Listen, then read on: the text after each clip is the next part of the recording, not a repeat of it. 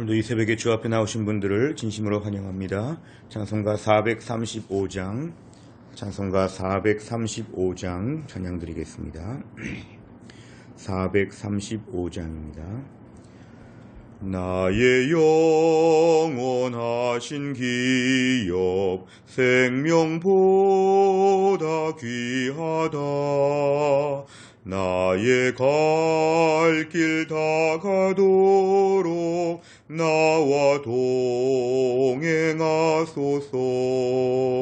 주께로 가까이 주께로 가오니 나의 갈 길 다가도록 나와 동행하소서. 세상 부귀 안일함과 모든 명예 버리고 험한 길을 가는 동안 나와 동행하소서. 주께로 가까이 주께로 가오니 나의 갈 길 다가도록 나와 동행하소서. 어두운 골짝 지나가며 험한 바다 건너서 천국 문에 이르도록 나와 동행하소서. 주께로 가까이 주께로 가오니 나의 갈 길 다가도록 나와 동행하소서.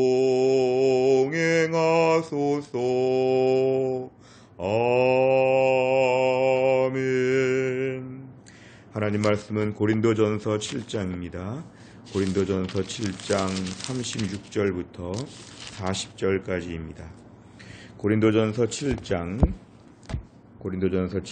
36절부터 40절까지의 말씀을 같이 읽겠습니다. 다 같이 읽겠습니다. 시작. 그러므로 만일 누가 자기의 약혼녀에 대한 행동이 합당하지 못한 줄로 생각할 때에 그 약혼녀의 홍기도 지나고 그같이 할 필요가 있거든 원하는 대로 하라. 그것은 죄 짓는 것이 아니니 그들로 결혼하게 하라. 그러나 그가 마음을 정하고 또 부득이 한 일도 없고 자기 뜻대로 할 권리가 있어서 그 약혼녀를 그대로 두기로 하여도 잘하는 것이니라. 그러므로 결혼하는 자도 잘하거니와 결혼하지 아니한 자는 더 잘하는 것이니라. 아내는 그 남편이 살아있는 동안에 매여 있다가 남편이 죽으면 자유로워 자기 뜻대로 시집갈 것이나 주 안에서만 할 것이니라. 그러나 내 뜻에는 그냥 지내는 것이 더욱 복이 있으리로다. 나도 또한 하나님의 영을 받은 줄로 생각하노라. 아멘. 계속해서 고린도전서 7장에 와서는 이 결혼의 문제, 독신의 문제에 대하여 사도 바울이 강조하고 있습니다. 특별히 어떻게 보면 가정이라는 것은 하나님이 세운 조직이었지만 그러한 하나님이 세우신 그런 만남이었지만 가정생활을 통해서 신앙생활을 더 잘 지킬 수 있는지 이런 부분에 대하여 사도 바울은 강조하면서 오늘 36절에 보니까 약혼녀가 있는 그런 형제에 대해서 얘기합니다. 약혼녀에 대한 약혼녀가 있을 때에 행동이 합당하지 못한 줄로 생각할 때에 더욱더 시간을 이렇게 지연시키는 것, 약혼은 했지만 아직 결혼하지 않은 그런 상태가 이렇게 지연되는 것에 대하여 이것이 합당하지 않다, 이렇게 적당하지 않다 생각이 될 때에는 또한 약혼녀의 홍기도 지났다는 것은 시간도 많이 갔다는 것인데요. 이럴 때는 결혼할 필요가 있다고 생각이 되거든 그냥 결혼하라는 것입니다. 결혼 자체가 무슨 죄를 짓는 것은 아니기 때문에 결혼하도록 하라. 매우 세부적인 지침을 주고 있습니다. 37절에 보니까 그러나 그가 마음을 정하고 결혼하지 않기로 마음을 정하고 또 부득이한 일도 없고 꼭 결혼해야 되는 것도 아니라면 자기 뜻대로 할 권리가 있어서 그 약혼녀를 그대로 두기로 하여도 결혼하지 않아도 잘하는 것이라고 이렇게 얘기합니다. 38절에 보니까 결혼하는 자는 참 잘하는 것인데 결혼하지 아니한 자는 더 잘하는 것이다. 그러니까 완곡하게 신앙생활만 놓고 볼 때는 결혼하지 않는 것이 더 잘하는 것일 수도 있다. 본인도 지금 그렇다는 이야기를 계속하고 있습니다. 39절에 보면은 아내는 그 남편이 살아있는 동안에 매여 있다. 남편이 죽으면 자유롭게 된다. 자기 뜻대로 시집갈 수 있다. 재혼할 수 있다는 것이죠. 그런데 주 안에서만 할 수 있다는 것은 크리스찬과 주 안에서의 믿음의 가정을 이루는 것, 이것은 가능할 수 있다. 이것만 가능하다. 이렇게 단서조항을 달고 있습니다. 40절에 보니까 그러나 재혼에 대하여 하지 아니하고 그냥 지내는 것이 더욱 복이 있다. 왜냐하면 그래서 믿음 생활 지키고 하나님만 바라보는 것이 더 귀할 수도 있다. 이렇게 오늘 사도 바울은 권면하고 있습니다. 오늘 내용 관찰을 보시면 첫째, 바울은 약혼녀를 둔 남자들에게 어떤 지침을 줍니까? 36, 38절에 보면은 일단 두 가지가 다 가능합니다. 결혼할 수도 있고 결혼하지 않을 수도 있다. 이렇게 얘기합니다. 그러면서 결혼할 수 있는 이유에 대해서는 자신이 지금 이렇게 약혼만 하고 결혼하지 않은 이 상태가 지속될 때 뭔가 자신이 적절하지 못하고 생각이 되면 결혼할 수 있다는 것이죠. 약혼녀의 혼기가 지금 지나가고 있다면 결혼할 수도 있다는 것이죠. 원하는 대로 결혼하라 얘기합니다. 그러나 37절에 보니까 결혼하지 않을 수도 있다. 결혼하지 않기로 결심하고 꼭 해야 되는 것이 아니라고 판단이 될 때는 그대로 약혼녀를 둔다는 건 결혼하지 않는다. 그러므로 결혼할 수도 있고 하지 않을 수도 있는 자유가 있다는 것이고 결코 죄 짓는 것이 아니라는 것을 오늘 얘기하고 있습니다. 두 번째를 보면 바울은 남편을 여인 과부의 경우 결혼에 관해 어떻게 할 것을 권합니까? 39, 40절에 보면은 남편이 이제 세상을 떠나게 될 때는 자유롭게 되었다. 자유롭게 되었다는 것 통해서 이제는 시집을 갈 수도 있다. 재혼할 수도 있고 안 할 수도 있다. 자유가 다 있다. 그런데 39절의 하반절에 보면은 주 안에서만 재혼할 수 있다는 것은 꼭 믿음의 남편을 만나야 된다. 이렇게 오늘 본문에서 권면하고 있습니다. 세 번째로 보면 바울은 왜 결혼과 재혼 문제에 있어서 분명한 명령을 주지 않습니까? 분명한 명령이라는 건 이런 것이죠. 결혼하라, 결혼하지 말라. 꼭 독신으로 살아야 된다. 꼭 결혼해야 된다. 이런 이야기를 정확하게 하지 않습니다. 이것도 좋고 저것도 좋고 다 자유롭다. 이런 식으로 지금 얘기하고 있습니다.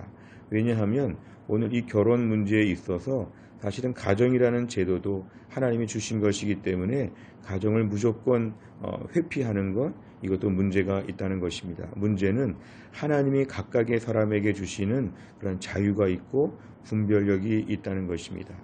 그렇기 때문에 오늘 이 모든 문제 앞에서는 획일적인 독신주의를 강조하거나 또 100% 결혼하거나 이걸 얘기하기보다는 이 모든 문제 앞에서 하나님이 주시는 분별력을 따라서 각자 감당하는 대로 결정할 수 있다는 것입니다. 자유롭게 하나님의 문을 열어 놓으셨다는 것이죠. 그러니까 어떻게 보면 결혼한다 안 한다 이 문제가 중요하지 아니하고 그 가운데서 하나님을 잘 섬기도록 하나님이 어떤 방식으로 인도해 주시는지를 따르라는 것입니다. 무조건 독신으로 산다고 믿음으로 잘 산다는 보장도 없고 무조건 결혼했다고 믿음 버린다는 이런 보장도 없고 결국에는 다 괜찮다는 것이죠.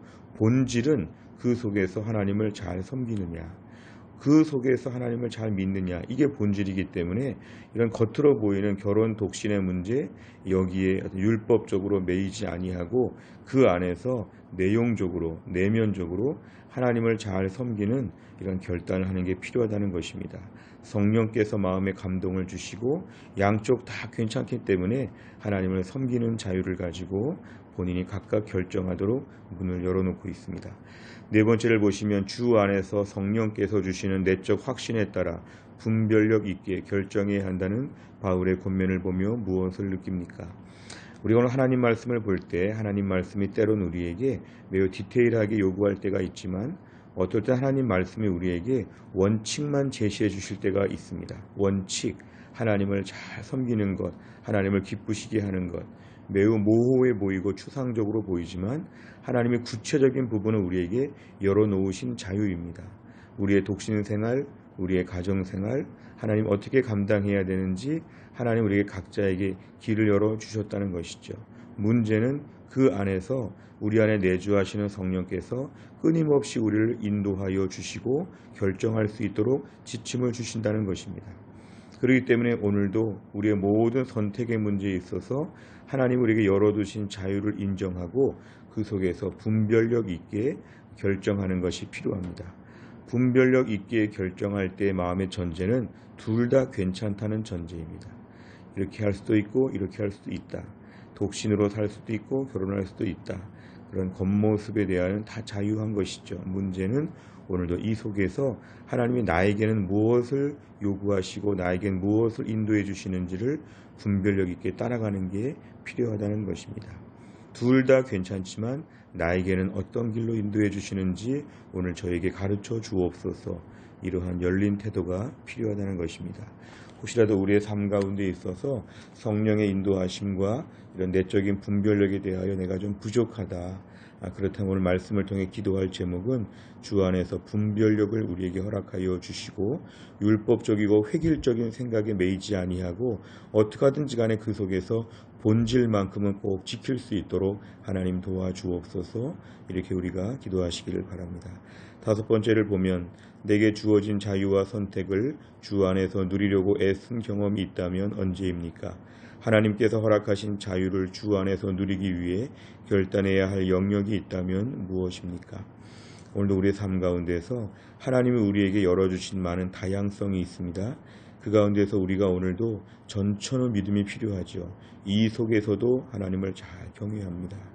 요즘같이 코로나 사회적 거리두기 2단계가 있어서 이렇게 교회에 나와서 예배 드릴 수 없는 상황들, 기존처럼 교회 모든 활동들을 할 수 없는 상황 가운데서 이제 우리가 어떻게 해야 되겠습니까? 지금의 상황 가운데서라도 내 마음의 본심은 하나님만 바라보게 하여 주옵소서. 이러한 신앙적인 외적인 규제가 우리에게 많이 있고 신앙적으로 마음껏 할 수 없는 답답함이 있지만 이 속에서도 내 마음을 다하여 하나님께 주목하게 하여 주옵소서. 최선을 다하여 지금의 코로나 상황에서도 하나님께 온전히 예배하고 개인 경건 생활에 힘쓰고 내가 전하나 여러 가지 방법을 통하여서 믿음의 공동체를 지키고 돌보며 사랑하게 하여 주옵소서. 지금의 상황 가운데도 우리에게 할 수 있는 많은 방법들이 있다는 것, 길을 열어놓으신 많은 방법이 있기 때문에 분별력을 가지고 구하면서 지금의 상황에서도 허용된 많은 자유가 있다는 것을 인정하고 하나님을 섬겨야 할 것입니다. 오늘도 우리에게 주신 많은 자유가 있고 많은 다양성이 있는데 이 속에서 이렇다 저렇다 판정을 내릴 것이 아니라 여기에서도 하나님을 잘 섬기게 하여 주옵소서. 이러나 저러나 비가 오나 눈이 오나 코로나가 지나가거나 코로나가 아직도 있거나 오늘도 내 마음을 다하여 하나님을 섬기는 본질적인 면에서 강건하게 하여 주옵소서. 이렇게 주의 은혜를 구하면 하나님 우리 가운데 기뻐하시고 우리 내면은 동일하게 채워주실 것입니다. 오늘도 이러한 믿음의 하루가 될 수 있기를 간절히 바랍니다. 기도하겠습니다.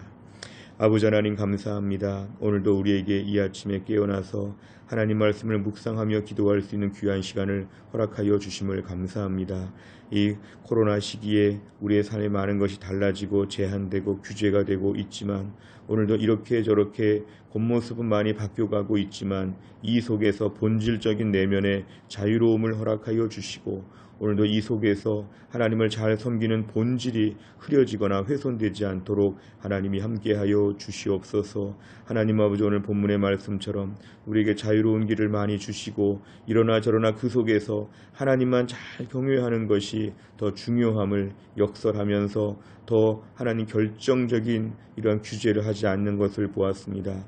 오늘도 우리 신앙생활에 하나님 많은 걸 열어놓으셨는데 이 속에서 이러나 저러나 하나님을 잘 섬기는 본질적이고 핵심적인 사역에 우리가 집중하게 하여 주시고 온라인 예배를 드리고 혼자 경건 생활을 열심히 하고 만나지 못하고 전화만 한다고 할지라도 이 속에서 주의 은혜를 누리며 이 속에서 하늘의 평강과 기쁨을 누리며 이 속에서 주님의 임재하심을 체험하며 하늘의 영광과 능력을 체험할 수 있도록 하나님이 함께하여 주옵소서. 오늘도 우리 해성교회 모든 성도들 있는 자리에서 하나님 은혜를 베풀어 주시고 믿음으로 이 때를 감당할 수 있도록 믿음으로 오늘도 성령 안에서의 자유를 가지고 더 다양하게 하나님을 잘 섬길 수 있도록 역사하여 주옵소서. 이 코로나 시기가 속히 종식되게 하여 주시기를 원하옵고 이 속에서 한국교회 지켜주시고 해성교회 하나님이 지켜주시고 이 가운데 역설적으로 우리의 믿음이 자라고 하나님을 더 가까이 만나고 더 예배를 사모하며